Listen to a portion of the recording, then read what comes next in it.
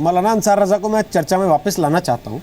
मौलाना साहब, आपने जो बात कही, दूसरे मौलाना साहब ने कहा मैं आधी से सहमत हूँ, आधी से सहमत नहीं हूँ, तो जिससे सहमत थे उसको छोड़ दिया। जबकि हमको लगता है कि बड़े पर्सपेक्टिव में देश की मौजूदा परिस्थिति के लिहाज से वो छोड़ी गई बात ज़्यादा अहम है। आपको नहीं लगता कि भाई ये तर्क देके हर बार। रोहित जी थोड़ा सा करेक्ट कर लीजिए, रोहित जी थोड़ा सा करेक्ट कर लीजिए, रोहित जी इसको थोड़ा सा करेक्ट कर लीजिए। मैं सहमत उस बात से था जो इन्होंने मसले को बयान किया था, फतवे को, लेकिन ये आधी बात इन्होंने ये कह दी थी कि फतवा ये नहीं जारी करना चाहिए, वो नहीं। तो मुफ्ती अपनी तरफ से फतवा नहीं जारी करता, उसका समझा दिया, आपने उसका गणित समझा दिया। पर मेरा सवाल मौलाना ये है, क्या इतने बड़े बड़े संस्थान जो कि मुसलमानों को रास्ता दिखाने के लिए जाने जाते हैं, मौलाना अंसार रजा, वो संस्थान ये कह के अपनी जिम्मेदारी से पल्ला झाड़ सकते हैं क्या कि कोई आदमी आया था, उसने जो पूछा हमने उसका जवाब दे दिया? बजाय इसके क्या उनको ये अधिकार नहीं है कि समाज के लिए जो चीजें ज्यादा जरूरी हैं उन पर वो खुद ब खुद रास्ता दिखाएं आगे आके, जिसका आपने जिक्र किया पहले? देखिए, जो आदमी फतवा लेने के लिए आता है, पहली बात तो मैं बता चुका हूं कि मुफ्ती उसी मसले का जवाब देता है जो उससे लिखित में पूछा जाता है। अब जहां तक सवाल है इस तरह के मसले का, तो जब मुफ्ती के पास आता है तो उसको चाहिए कि संजीदगी उसको समझाएं कि भैया ये ठीक है, आप मसला समझ लो, इसको ज़्यादा तूल देने की ज़रूरत नहीं है। लेकिन ज़रूरत इस वक्त इस बात की है कि आपके पड़ोस में क्या अच्छा माहौल है कि नहीं है, आपके मुल्क के क्या हालात हैं, मुसलमानों के क्या हालात हैं, कहाँ मुसलमान पिट रहा है, कहाँ मर रहा है, उन तमाम बात, क्यों मर रहा है, क्यों अवेयरनेस उनके अंदर नहीं आ रही, क्यों बेदारी उनके अंदर नहीं आ रही, इन बातों को ज़्यादा तौर पे हमें आम करना चाहिए। अभी बात चल रही थी, तारिक फ़तह साहब ने कहा ओमान में पानी 1900 सदी में आया, कब आया? इस्लाम में तयम्मुम का हुक्म 1450 साल पहले हमारे पैगंबर ने हुक्म फरमा दिया था कि अगर पानी न मिले इतने फासले पर तो आप मिट्टी से तयम्मुम करके वज़ू कर सकते हैं।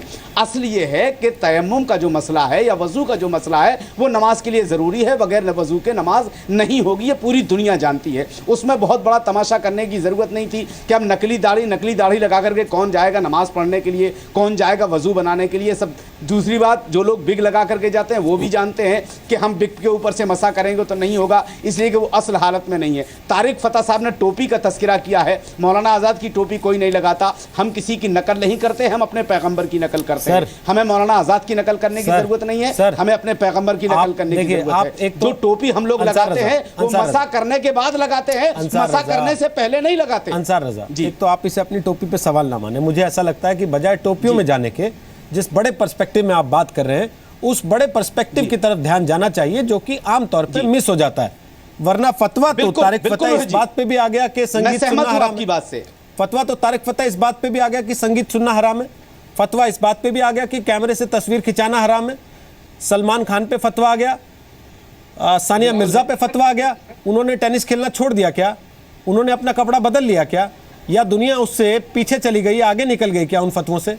तो क्या आपको नहीं लगता कि ये खुद मुस्लिम धर्मगुरुओं की एक जिम्मेदारी बनती है आज के दौर में कम से कम कि भाई वो इस तरह के मसले जो मजाक का इशू बनते हैं बाद में उनको अपने आप लगाम लगाएं? तारिक फ़तह। रोहित जी, सर, मौलाना जी, एक बार तारिक साहब से पूछ लूं फिर आपके पास आ रहा है। अच्छा, मैं मौलाना अंसार रजा साहब से पूरी तायद करता हूँ, 100% जो इन्होंने आज बात की, इन्होंने दिल खुश कर दिया मेरा, क्योंकि इस टाइप की लीडरशिप की हमें ज़रूरत है। जो इन्होंने आज बात की वाकई ऐसी सुंदर बात की है कि मसले हमारे कहाँ हैं, और जिस मुफ्ती ने फतवा दिया उसे जो छोड़ दीजिए। मुझे तो वो शख्स से मिलने का शौक है जो गया कि मैंने तो पहली दफ़ा सुना है कि आर्टिफिशियल दाढ़ी को लगा के मस्जिद जाएगा। भाई कौन जाता है इस तरह? ये कहाँ से मसला आ गया? हम भी 60 साल 65 साल की उम्र हो गई, हमने ऐसे मस्जिदों में कभी वाकई नहीं देखे। और जो लोग विग लगाते हैं, मैंने उनको हमेशा देखा कि अपनी विग उतार लेते हैं वजू करते वक्त। ये नॉन इशू लेके आए हैं, और इसमें मौलाना रजा साहब ने बिल्कुल सही कहा। अगर मैं टोपी की बात सिर्फ इसलिए कह रहा था कि मक्का के अंदर मैंने देखा 10 साल में कि वहां टोपी पहन के नमाज पढ़ते ही नहीं है लोग। मैं जरा सा हट गया अपनी बात से, इसलिए माजरत चाहता हूं, लेकिन ये छोटी छोटी बातें फतवों के लायक नहीं है। तो आपस में फोन करके गुफ्तगू से भी हो सकती हैं। कोई फोन कर ले मौलाना रजा साहब को कि सर इसके बारे में क्या, वो कहेंगे भाई ये कर लो, खत्म हो गई बात। कल को कोई ये लेके चला जाए मौलाना अंसार रजा, फोन वाली बात, तो कोई कह देगा फोन भी हराम है फिर जी।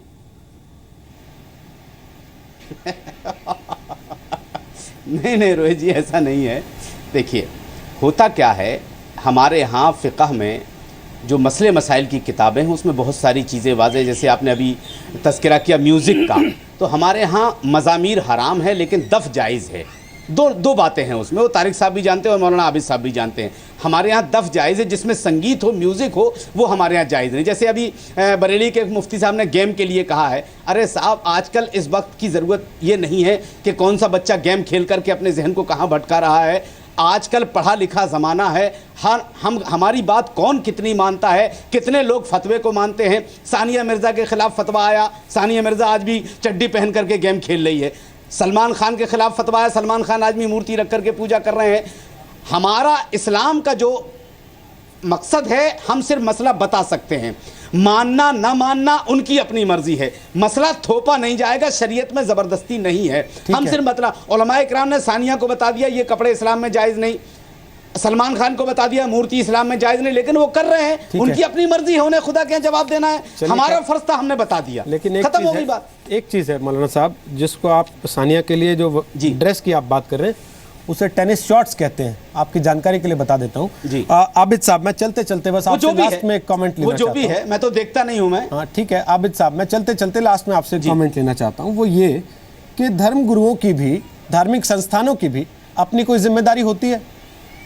क्यों वो सवाल का इंतजार करते हैं ऐसे मसलों पे जो कि समाज की बेहतरी के लिए, कौम की बेहतरी के लिए, उन पे वो अपने आप आगे आके कोई कदम नहीं उठा सकते क्या, जिनका जिक्र मौलाना अंसार रजा ने 3 बार किया?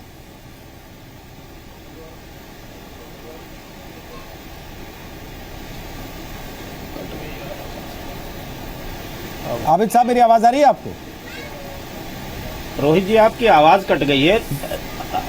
हाँ, आखिर के 5 सेकंड की आवाज नहीं आई जी। मौलाना अंसार रजा तलक का वो आ गई मुझे। जी जी। देखिए, आपको मैं बुनियादी तौर पर एक बात अर्ज करना चाहता हूँ, आप मुझे 30 सेकंड का वक्त दीजिए। देखिए, मुफ्ती का काम ये नहीं है कि वो अपने तौर पर खुद कोई भी फतवा जारी कर दे। मुफ्ती की ड्यूटी ये होती है कि उसके पास जो आदमी ने सवाल की सूरत में लिख करके सवाल पूछा है उसका लिखित में वो जवाब दे, इसको हम फतवा कहते हैं। ये उसकी ड्यूटी है कि वो जवाब दे। लेकिन फतवा लेकर के बहुत से लोग, हम में से ही, हमारे समाज में से, अब मैं आपको एक वाकया बताऊंगा। हमारे लालजी टंडन के एक बहुत चहीते मुसलमान लीडर थे, नहीं रहे दुनिया में इसलिए नाम नहीं लूंगा। उन्होंने अपनी पत्नी को म्यूनिसिपैलिटी चेयरमैन का इलेक्शन लड़ाया। इलेक्शन में जब देखा 15 दिन की मेहनत के बाद कि हार रही हैं, तो फौरन जो है दारुल इफ्ता में पहुंच गए, फतवा लेके मुफ्ती के पास सवाल लेके कि साहब क्या औरत को इलेक्शन लड़ाना, जबकि उसको बगैर पर्दे के यानी मुंह खोल करके गैर मर्दों से बात करने के लिए भी जाना पड़ता? अब जाहिर सी बात है, मुफ्ती इसमें अपनी तरफ से तो नहीं कहेगा कुछ भी। उसने मसला बताया कि भाई शरीयत का मसला यह है कि गैर महरम के सामने औरत को गैर जरूरी तौर पर कहीं भी जाना जायज नहीं है। अब वही फतवा जो है उसने अखबार में छपवाया, अपनी इज्जत तो बचा ली, लेकिन मुफ्तियों की और शरीयत की इज्जत पे कीचड़ उछाल गया। तो हमारे यहाँ ऐसे बदनीयत लोग हैं कि जो जानबूझ करके इस तरह से मामलों को करते हैं। लेकिन रोहित जी, मैं बुनियादी तौर पर आपसे एक बात अर्ज कर दूं कि देखिए, जो जैसे दारुल उलूम देवबंद है, या जामिया अशरफिया मुबारकपुर है, या नदवतुल उलमा लखनऊ है, या जो है जामियतुल फलाह आजमगढ़ में है, या जो है सराय मीर में जामियतुल इस्लाह है, या इसी तरह से जामिया सल्फिया बनारस में है, ये इस तरह के स्कूल ऑफ थॉट से हैं मुसलमानों के, कि उनके यहाँ से किसी गलत फतवे की उम्मीद भी कभी मत कीजिएगा। अब रह गए ये कि चलते फिरते कोई भी आदमी आज तो अपने आप को मुफ्ती और मौलवी कह देता है, और वो आकर के बड़े धड़ल्ले से जो है साहब वो शरीयत के मसाइल बयान करने लगता, तो उसको जो है असल में हमें धोखा उसी से हो जाता है। हमारे गैर मुस्लिम भाई जो है बहुत से हमारी वजह से, रोहित जी बस 5 सेकंड का वक्त चाहूंगा, 5 सेकंड का वक्त चाहूंगा। हमारे बहुत से गैर मुस्लिम भाई हमारे अमल की वजह से धोखा खा जाते हैं कि ये तो इस्लाम का अमल गलत है, जबकि वो मेरा अमल होता है, इस्लाम उसकी इजाजत नहीं देता। लेकिन हम अपनी गलती से इस्लाम को बदनाम कर जाते हैं, इससे हमारा गैर मुस्लिम भाई भी धोखा खा जाता है। मैं आपसे और आपके वास्ते से, आपके हवाले से, पूरे ऑडियंस से, मुल्क की जनता से ये अपील करूंगा कि भाई हमें देख करके इस्लाम को समझने की कोशिश ना कीजिए प्लीज। अगर इस्लाम को समझना है तो हजरत मोहम्मद सल्लल्लाहु अलैहि वसल्लम की जीवनी को पढ़िए, कुरान को पढ़िए और हदीस को पढ़िए, उसको पढ़ करके आप इस्लाम को समझिए। लास्ट कमेंट तारिक फतेह, आखिरी कमेंट 40 सेकंड में कीजिएगा।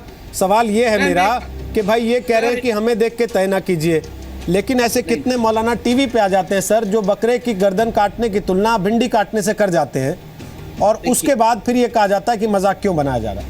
आखिरी कमेंट। मुसलमान के पास पूरे फैकल्टीज हैं रीजन की, रैशनलिज्म की। India is a nation state. India के कवानीन शरीयत से नहीं आ सकते। शरीयत का काम है मॉरल कंपस बनना, और हर मुसलमान इंडिपेंडेंट है। इनका पूरी ये दुकानें खुली हुई हैं फतवे की, दारुल उलूम और ये सब। हमें कुछ नहीं चाहिए, हम खुद पढ़े लिखे हैं।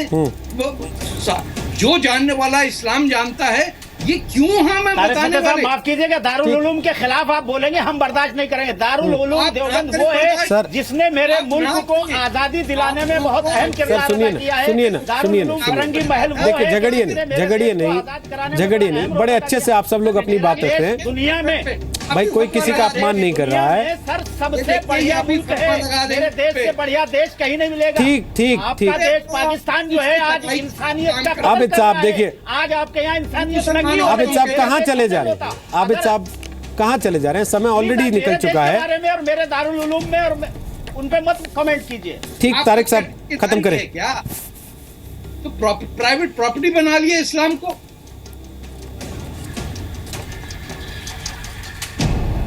चलिए, बहुत बहुत शुक्रिया। तो प्लीज बहुत बहुत शुक्रिया आप तीनों का। हम नहीं चाहते कि झगड़ा हो इस विषय पे। बहुत साफ कोई से बड़े अच्छे तरीके से तीनों लोगों ने अपनी अपनी बात कही है, और आखिर में उन्होंने ये भी कहा है कि कम से कम उन लोगों से समझने की कोशिश ना करें धर्म को जो अपने आप को ऐसे पेश करते हैं कि वही धर्म को बेहतर जानते हैं, बजाय इसके खुद अपने अनुभव से धर्म को समझने की कोशिश करें, खुद अल्लाह को जानने की कोशिश करें। ऐसा उनका आखिरी में कहना था।